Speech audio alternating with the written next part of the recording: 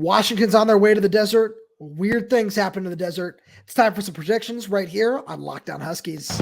You are Locked On Huskies, your daily podcast on the Washington Huskies, part of the Locked On Podcast Network, your team every day.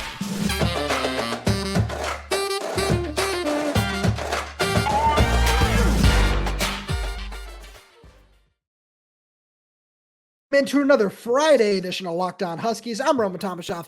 That's Lars Hanson. We write with Inside the Huskies with Fan Nation Sports Illustrated. You can check out all our written work over there at si.com/college/Washington. But we're here. It's Locked On Huskies. Thank you for making this your first watch or first listen of the day. It's time for one of our very favorite prediction shows where Lars and I, we love giving our predictions. We got 3 right last week before the Cal game. Let's see how many we can do this week. I'm very excited. Lars, how you feeling? I mean, our record is pretty good, so gotta feel pretty good about it. I mean, how we should do a better job of keeping track of this. If there's anybody out there who is keeping track, please feel free to send me a DM on Twitter or something, or send one to Lars, and we will give you credit for that. If you want to track all our predictions, we really appreciate it, because I just want a way to just have an upper hand on Lars on something. I think that would be really fun personally. So that would be really great. And we're gonna just get right into it. We're gonna talk about some offensive keys here against Arizona. Lars, what is your number one key to Washington's number one offense in the nation to get out of the desert with a win this weekend? Well, it's everything starts with protecting Michael Penix. And the thing with Arizona that really is important is their defensive line is big. They're not just long, they are big. And so we go back to Parker Brailsford being able to stand up a Cal defensive lineman. He's going to have to do that multiple times against Arizona. So I think going on the road, being back in the desert, yes, it's a 7 o'clock kickoff, so it's a night kickoff. You don't have to worry about getting scorched at 12:30 in the afternoon. But, all those factors still come into play. So I think everything, no matter what, whether Penix throws for 400, 300, or 600, everything starts with protecting Michael Penix and the offensive line. No, I totally agree. And that's just kind of been the whole thing since Mike got here, right? It's keep him upright, keep him healthy, and we'll see what he can do. And yeah, he's shown what he can do. He can be quite a player. And I like that a lot. And I think the biggest thing for me is Arizona's defense was not really very impressive in their last game, because they eked out a 21-20 win over Stanford. So I don't really know how much credit you want to put into that. So this offense, clearly, they're firing on all cylinders. They look great, even though they're at a 7. Excuse me. I don't want to use firing on all cylinders when Ryan Grubb says they're at a 7. So I really think that there isn't necessarily one game plan thing, because Ryan Grubb has just shown that he can do whatever he wants, and he can call whatever he wants offensively. And I just think that it's just keep throwing the ball downfield, keep attacking, keep stretching the defense out, and then finding ways to run the ball just from there. Yeah, I mean, we saw last season is 49-39 at Husky Stadium against Arizona. So clearly the offense can put up points against the Arizona defense. The question is, can the defense step up, which we'll talk about later in the show. So I think the question really is more on that side of the ball than on the offensive side. But when you're going on the road, can you get the offense to kind of settle in? Because that was kind of the question against Michigan State, right? It's like, okay, can you kind of weather that early storm that Michigan State was going to bring? And they didn't bring it. Michigan State had nothing. And so Arizona, they're going to be possibly without Jane DeLora, their starting quarterback. So there's a number of things that could also help Washington's favor, get an early jump. And once you get an early jump, that's where the offensive line again comes back into play, because you want to be able to maintain that success. It's not just a matter of getting up early, it's a matter of that staying power, right? I think that's kind of the theme for Washington now. It's not getting in the door, it's the staying power. Right. And I'm personally, if Jaden DeLora doesn't play, I'm really not looking forward to 2 whole weeks of, Washington hasn't played anybody yet. That's really not going to be any fun. That's going to be insanely annoying. But I think that, no, I like those points a lot. And because Arizona is a little bit banged up, we'll see who plays, who doesn't play. They don't put out a depth chart, so we haven't really been able to see any updates there. And then we can kind of talk a little bit about injuries that are also going on the Husky side, because there are a couple of outstanding injuries on both sides of the ball. We'll get to the defensive ones in that segment, but for the offensive side, I know I said it on the Thursday show, but I don't know if Julius Buelow, the left guard, is going to play. He was in a walking boot during the Cal game, but walking boots can be used for sprained ankles. So who knows how serious the injury actually is. Kalen DeBoer did say he has a chance to play this week. He didn't necessarily sound too optimistic about it. I think that he's just going to kind of say, yeah, we get the bye week coming up, and then Oregon, of course, after the bye. So why not just stay out, get healthy for that, and we'll see you then. And then Jalen McMillan, it does look like he is on track to play. He was in pads at practice on Tuesday, kind of saw him walking off the field there. So I do think that this team is starting to get a little bit healthier, obviously outside of the obvious ones being Mateo Mele done for the year, Cam Davis, Gardner Millar, just some of the ones we already knew about. So I think that the Huskies especially with what this offense is doing, they have a very significant advantage over this Arizona defense.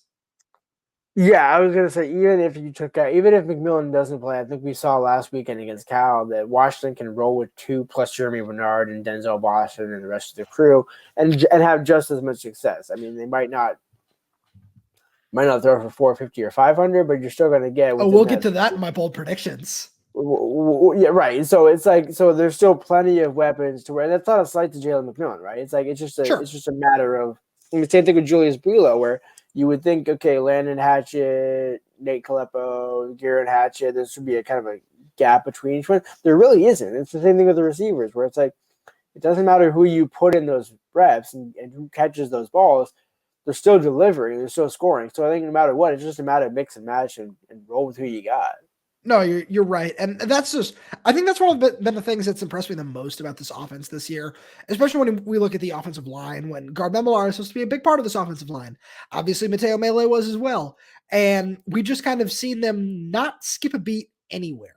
After Jalen McMillan went out at Michigan State, not playing against Cal, no matter who has gone down and where, there really doesn't seem to be any just missteps from getting the next man up integrated into the offense. Yeah, and I think that's kind of why I remember talking with Scott Huff, midway through fall camp, when I asked him, like, hey, is there too many, units that offensive line combinations that you try out? Is there ever too many? And his answer was like, it's too many. Like, we always got to be ready. So I think it's like they've practiced this so much that it's actually almost kind of commonplace for them, to where injuries or not, you're having multiple guys come in at the drop of a dime in fall camp and in spring ball, to where when you get into the season, it's like, okay, yeah, this isn't like, oh, he took my spot or I'm losing my spot. It's like, no, we're just managing reps here. That's all we're doing. Right. And no, and I think that's one of the things that I love most about Scott Huff personally is the fact that he just preaches flexibility and just seems to have everybody prepared for anything. I know one of the things you said on the Thursday show was, oh, you're never going to see Landon Hatchett playing tackle. But the amount of guys that are playing on the interior that we could see playing tackle or vice versa, it's really impressive. And that just kind of speaks to this coaching staff's level of preparedness for just any given situation. Yeah, I mean, I remember seeing Zach Henne at left guard. I'm thinking, wait a minute, he's a tackle. And then, against Tulsa and against Michigan State, it's like, wait a minute, these guys are. And actually, that was same thing with Miles Morale. When he came in as a center, he was switched right over to guard. It's like Scott Huff wants his guys to be able to do a number of different things. Even if that's not where you end up playing, he wants them to learn. So in case of emergency, hey, you do have some familiarity with all these different positions. And I think that's what makes him such a good offensive line coach. Right. And you can just kind of say the same thing about the receivers, the tight ends, the running backs. It's just, I think all of this starts at the top too with Kalen DeBoer and what he wants. And it's really just incredible in just a year and a half, what he's been able to do with this program. And now before we move on here, time to take a minute and talk about our friends over at Nutrafol, because men think losing their hair is inevitable. Take control of your hair's future with Nutrafol's science-backed hair growth supplement for men. Nutrafol is the #1 dermatologist-recommended hair growth supplement, clinically shown to improve your hair growth, visible thickness, and visible scalp coverage. Nutrafol's hair growth supplements use physician-formulated, natural, science-backed ingredients. They're drug-free, patented technology provides consistent, reliable results without compromising your sexual health. Go to Nutrafol.com/men to take their hair health wellness quiz. Identify causes of your thinning hair, and Nutrafol will give you a personalized plan for better hair health through whole body wellness. Nutrafol supports healthy hair growth from within by targeting root causes of thinning, such as stress, hormones, environment, nutrition, lifestyle, and metabolism through whole body health. And it works. In a clinical study, 84% of men showed improvement in their hair after 6 months taking Nutrafol's men's hair growth supplements. Take the first step towards visibly thicker, healthier hair. For a limited time, Nutrafol is offering our listeners $10 off your first month subscription and free shipping when you go to Nutrafol.com/men and enter the promo code LOCKEDON. Find out why over 4,000 healthcare professionals recommend Nutrafol for healthier hair. Nutrafol.com/men, spelled Nutrafol.com/men, and enter promo code LOCKEDONCollege. That's Nutrafol.com/men, promo code LOCKEDONCollege. Now switching gears here from the offense right over to the defense. And what do you think that? So let's say Jayden de Laura does play, right? I know he's kind of just on a bum ankle right now. If he does play, what do you think is the number one thing that this Husky defense, this improved Husky defense, as we've covered on many different segments this week, needs to do to just kind of slow down this Arizona offense?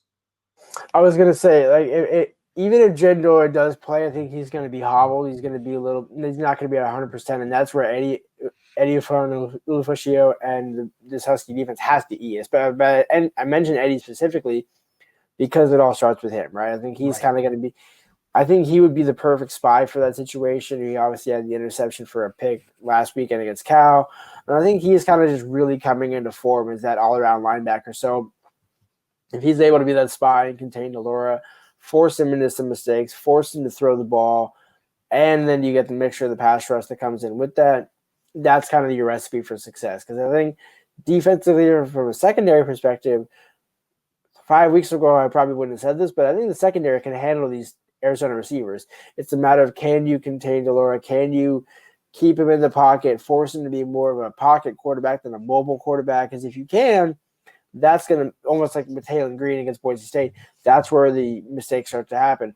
If you can beat him, if he can get out and use his legs and run and escape, that's where the game becomes a little more prolonged. That's when the drive starts to get longer and your defense stays on the field longer, and that's when you start to struggle. So I like what you're saying, but I want to take that a step further, because everything you're saying is right, and that's what I did want to talk about. But I don't think it starts with Edifani Ufusio. I think it starts with Braylon Trice and Zion Tupuola-Fatui, because Eddie can be the one who can come in and take Jayden de Laura down and finish off the play, but who can really not allow him to get outside the pocket? Those two guys on the edge right there. And it's something I know we talked about a little bit earlier in the week when we talked about Zion's draft stock and how he's just shown this, increased commitment to stopping the run. And on the other side, Braylon Trice hasn't gotten a sack just yet, but he's just received so much attention from opposing defensive lines that, it kind of really hasn't mattered. And, we can talk all about the amount of times that he was held against Cal as well, but it was brutal. But I think it all starts with those two guys, right? Because the last time these two teams matched up, it was a high-scoring game. So 49-39 final score. And Jayden de Laura was able to get outside the pocket at will and do whatever he wanted with the football. And if the defensive line is able to collapse the pocket and force him to step up, or if he just isn't really able to do what he wants, then this game could be over really quickly. Yeah, I think it's a matter of just not creating clear passing lanes for him to throw. I mean, that's kind of what we're both hitting on, right? It just no matter how you get there, whether it's even Mish off the edge, whether it's Jabbar coming in out of the far side, somebody 50 yards away again.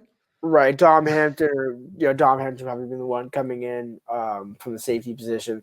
There's a number of different, and you could probably see actually a combination of all three of those players, right? And that sort of thing. Because Washington, one thing Chuck Morrell has proven, he's going to be consistently inconsistent, however you want to phrase it, to where he's always going to be trying something new, right? He's never going to just say, hey, you know what, we're going to keep throwing, we're going to keep doing this, we're going to keep coming at this exact way. No, he creates different pressures. He creates different defensive line, defensive fronts because of that. That's why you want to keep an opposing offense honest. And I think that's exactly what you're hitting on, to where You're going to bring the pressure from different places. It's going to start up front, right? That's where you want the consistent pass rush, but it can't just be those guys, right? Maybe it's a stunt and Braylon comes up the middle, or maybe Braylon and Eddie come off the edge or something like that. Various combinations, and that's what makes this defensive staff so good. And this defense actually is better than they get the credit for. And I think they're going to show that against Arizona.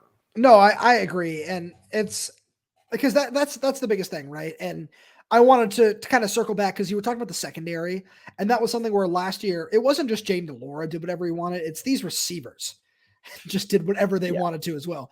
Yeah, Dorian Singer's at USC now, but I mean, man, especially to Tyrone McMillan, they still have a really, really good receiving core, and it starts with him. And I don't know if we're necessarily going to see Jabbar Muhammad shadow him, but I think that whoever does line up from across from McMillan is going to have a little bit of help over the top, even if it is Jabbar, because he's probably, it might be, in Washington's best interest, like you said, to just kind of mix up looks and just kind of sit down in shallow zones. If he wants to go deep, have a safety, just kind of travel with him over the top. So there are a whole lot of different ways that Washington's defense can play this.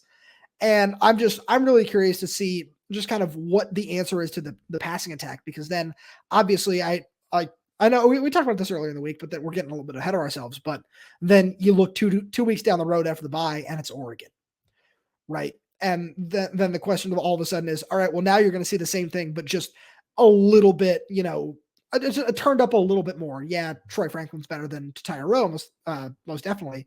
But I think that it's just kind of everything that is happening against Arizona. It's just kind of a prep for what happens against Oregon a couple weeks later. Yeah, right. This is kind of like the prologue or the preface, before the actual story begins, that sort of thing, where it's like, and again, the thing with Oregon is that you get Oregon at home. This is actually maybe because it's on the road and there's always something sideways in the desert. This is actually, I think, kind of not even the prologue. This is actually kind of like the first half, right? It's like chapter 1, right? Right, exactly. It's like this is actually a test. And this is one that should pass pretty. It's almost like the Michigan State one, right? Sure. You're going all the way back east. It is a legit trip. It is to the Big Ten, despite how dog trash that team actually is this year, and the situation that they're in. It's unfortunate for the players and things like that. Sure. Harlan Bennett seems like a really great guy and just seems like a good dude. Thrown into a bad situation. Exactly. And almost like the Bob Gregory, if you will, right? The good dude, the one that I know what I said when I said that, but you know what you know what I meant when I said that. I think maybe fine, the Junior Adams, if you will, but even then, that's another example where people might take exception to it. But I think the point of what I'm getting at is, it was a legit test, just like Jedd Fisch is going to have Arizona ready. I mean, I think that's pretty clear. One thing that I do know about Jedd Fisch is he's going to have his team ready. I mean, it was only a 10-point win last year.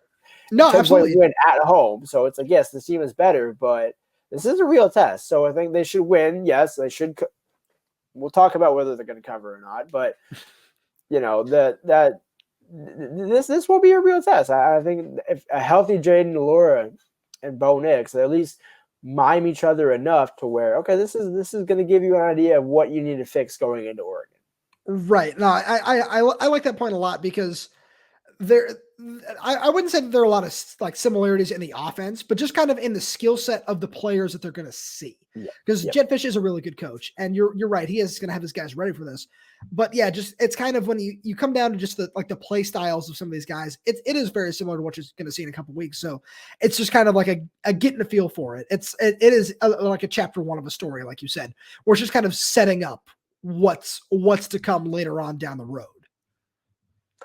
Exactly, and that's really all. I mean, it's kind of funny where we keep saying that this is they haven't really played anybody. It's like, well, both Go Dogs teams are the same. Georgia hasn't played anybody. Washington supposedly hasn't played anybody. It's like, but you still got to win who's on your schedule. You still got to beat who's on your schedule. That's all that matters at the end of the day. And not only are they beating who's on their schedule, there really haven't been any scares. It hasn't been like, oh, they barely escaped against Michigan State or they barely escaped against Boise. Yeah, no. Everyone, because I've seen it again this week from an account that I refuse to give any credit to, saying teams that are on, quote, serious upset alert this week. One of them was Washington. And I'm not going to go into that. So instead, I'm going to go into the ad reads. Passion, drive, and patience.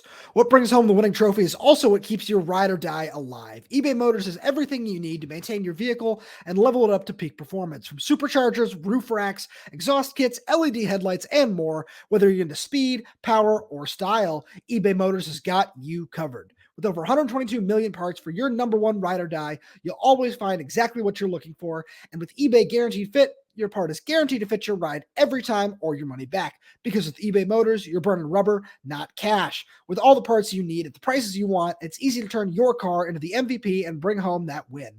Keep your ride or die alive at ebay.com/motors. eBay Guaranteed Fit, only available to U.S. customers. Eligible items only. Exclusions apply. All right, now it's time. I don't know about you, but I think this is my favorite segment of the week because we can just kind of throw out whatever crazy takes we want.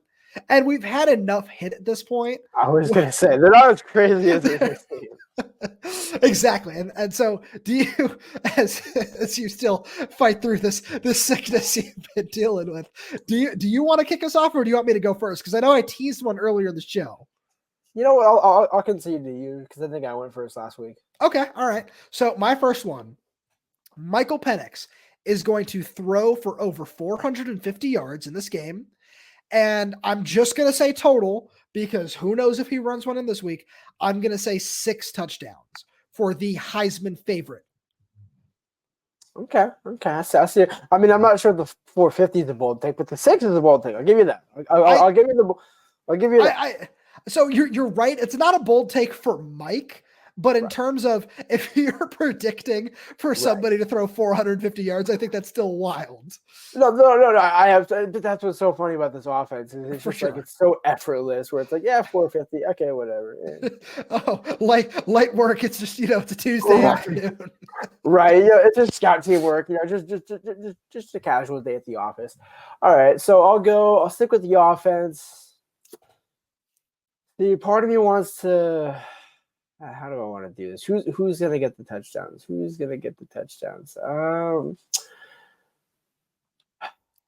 want to go off the reservation, or do you want to go with a favorite? I was gonna say, you know what? I'm gonna go off the reservation here. I'm gonna double down on multiple touchdowns. I'm gonna say Jeremy Bernard anytime touchdown. Okay. And Dylan Johnson gets a pair of rushing touchdowns. Okay, I like that a lot. I can definitely see both of those being worked into the game plan. Dylan Johnson is somebody where I'm waiting for him to just have like that Cam Davis style, like 3 touchdown game like he did at Arizona State, where it's just they keep getting down to the 1 yard line and it just, here, take it, go.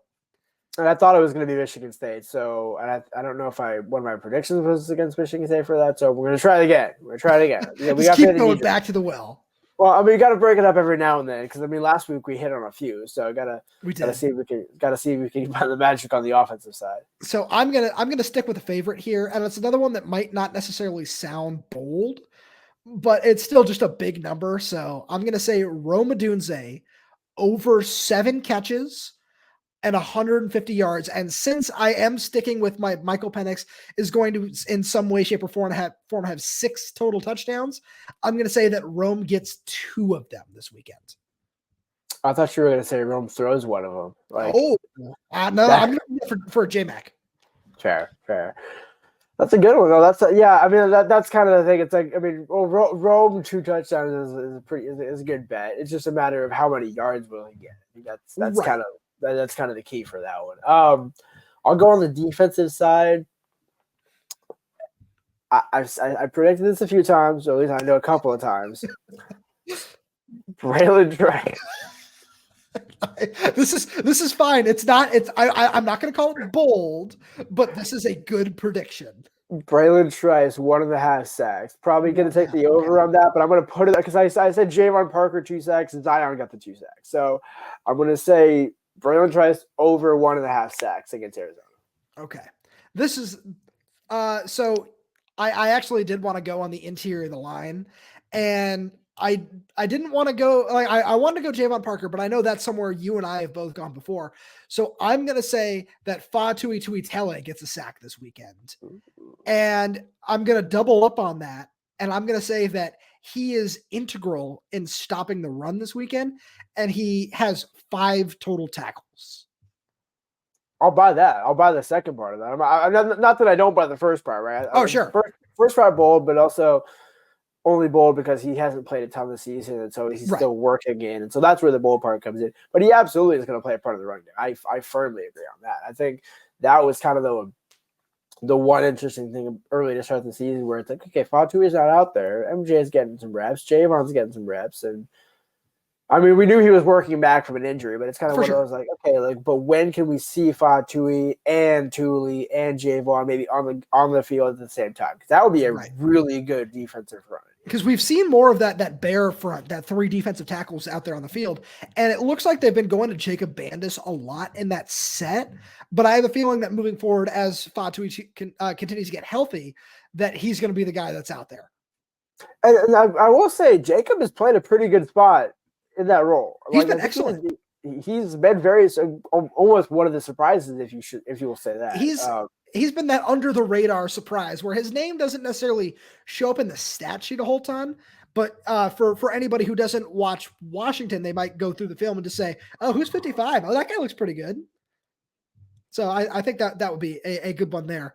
All right, I believe it's back to you now after that one, because I have a couple more fun ones in the chamber. Right. So I'm trying to think. So we got to go. We'll stick on the defensive side. Okay. I'm going to say 3 interceptions again. Oh, okay. That's a nice bold one. I like that. Jabbar is going to get another one. Anybody going to get multiple in this game? I'm trying to decide. I don't know if Jabbar is going to get multiple or if I almost think Elijah Jackson's due for one because he's been a guy who's been kind of on the cusp, and Cam Fab had a couple. Eddie had one. You know, this could be one where somehow I'm trying to think of even who's behind them. Thaddeus Dixon? He had one. No. And it got called back. Yeah, but he also got beat twice. But you know what? I mean, okay, I could see where I still think Jabbar's going to have 2. So okay. I'll say Jabbar has 2, but I could also see where Thaddeus has 1, and there's 3 guys with 1 each. So I like that. All right. Jabbar with 2. So I'm going to go to the special forces, special teams, and I'm going to say thank you. And I am going to say that I don't know if he's going to score, but Jeremy Bernard is going to have 100 kick return yards in this game. It's going to break a big one. And then whether they're just going to stop kicking to him, I don't know, but I think he finds a way to get to 100 kick return yards in this game. That one I feel like is one of the boldest ones of the season because it's very easy to just kick it away from him at all times. Right, but it was kicking away to him to the point would Richard Newton be the one that's returning it or Josh Cuevas? Because I mean, we actually have seen both those guys. Newton is the blocker, Cuevas is the up man. But I remember, I think it was against Tulsa, where one of the predictions was like, who would be the other returner? Right. Like, who would be the guy that breaks one? And I said Josh Cuevas, and then go back and look at the tape, and I was like, oh, wow, actually Cuevas was up as the up man on that. So it actually is possible here. Like that fullback in Houston over the weekend that took one back for a touchdown. Exactly. Yes, exactly. Where it's like somebody has to be up there who is a skill position player, but big enough to make it count. It's like you don't want to have it be Richard Newton because he's going to be the lead blocker more so than anybody else. I like that. And then I've got one more here. So okay. This I'm torn. You know what? Okay. I'm going to go for it. Josh Cuevas is going to lead all the tight ends in yards this weekend. I don't know how bold that is, so I'm going to double down on that and say he has over 60 yards receiving in this game. That's all right. And just for context for people that don't understand this offense, the receivers, the tight ends, I mean, Westover had 3 touchdowns and 37 yards. So 60 yards, double that. That's a bold prediction. That's I'll give it to you. That's a good one. I'll take it. So score prediction time. I was going to say, I was going to try to do like a big lead into it and just, it's time for Lars' score prediction. Yeah. What do you got for me? Give me the Michael Buffer entrance, baby. As much as I would love to do that, I know it is copyrighted, so I will not be doing that. Right, I was gonna say, as you noticed, I wasn't actually saying it. I was doing everything. I personally was ready for that big entrance and that big just like showman, just like, all right, let's do it. But yeah, unfortunately, I will not go down that road. Smart bet. So let's see. Spread 17.5. Washington has covered all 4 games this year, correct? They have, yes. At some point, that streak has got to die. It'll probably die against Oregon. Actually, no, it won't die. We know when it's going to die. Well, no, actually, it shouldn't die against Oregon because if the spread stays what it is against Oregon, that means they lose to Oregon. Or I guess because the spread's so close, it's under 3. Is it? At 3, so it's 3.5. Oh, okay. So it's basically a push. Right. So that would be one where you actually do want to beat the spread against Oregon because. Hey, if you win by 1, you still win. Right. Well, yes and no. I guess depending on which side of the coin you take there. So let's go. They get to 40 again. Okay. 48. I want to say they get into the 50s, but I'm not. I'm just not going to go there because it's the desert. So I want to say 48. 40. Is 48-21 covering? I don't know. I'm not very good at math here. Yeah, that would be covering. Okay, 48-21. Give it to me. There we go. Okay. 48-21. Right. They cover. The over hits 48. Yep. Yeah, no, the over hits there too. No, I was going to check on the quick math on that one. It checks out. All checks out. Well, when all of this comes true, you heard it here first. That's that. I feel like that's just the note we got to end on. Lars, as always, thank you so much for being here. And to all you everydayers out there, we are going to be coming to you live after this game since neither of us are making the trip down to Arizona. So probably just not too long after the game ends. Be sure to just check the Locked On Huskies YouTube channel because we will be live on there. But if you are an audio listener only, you will be able to get that not too long after the game. We'll make sure to put it out basically as soon as we're done. And to all you everydayers out there, we really do appreciate you tuning in. Make sure you like, comment, subscribe, leave us a 5-star review. Check us out wherever you get your podcast, YouTube, Spotify, Apple Music, Amazon Music, wherever it is, you can find us on there. We really appreciate you listening, and we will talk to you after the game.